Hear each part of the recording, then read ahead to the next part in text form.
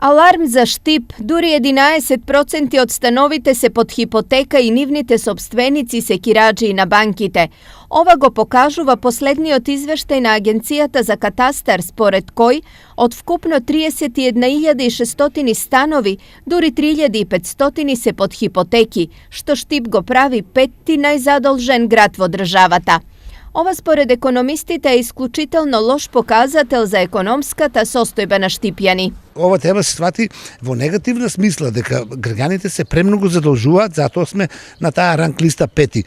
А задолжувањето значи дека граѓаните се повеќе им требаат парични средства, кои што ги немаат од тековните и редовните приходи, туку мора да ги обезбедат со кредити од банките. А банките, за да дадат кредити, мора да го обезбедат тоа свое поборување со хипотеки. Кредитите лесно се вадат, но многу тешко се враќаат, што води во нова уште поголема опасност дел од задолжените да станат бездомници.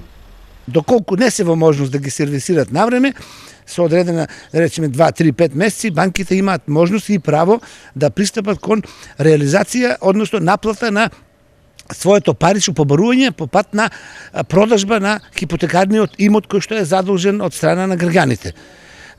Тоа значи дека граѓаните покрај обрските што ги имаат кон банките може да дојдат во ситуација и да го изгубат и својот имот кој што го стекнале. Ова е застрашувачка реалност за многумина, зашто статистиката на Народна банка покажува пораст на така наречените лоши кредити, односно кредити кои оние кои ги зеле не можат да ги вратат.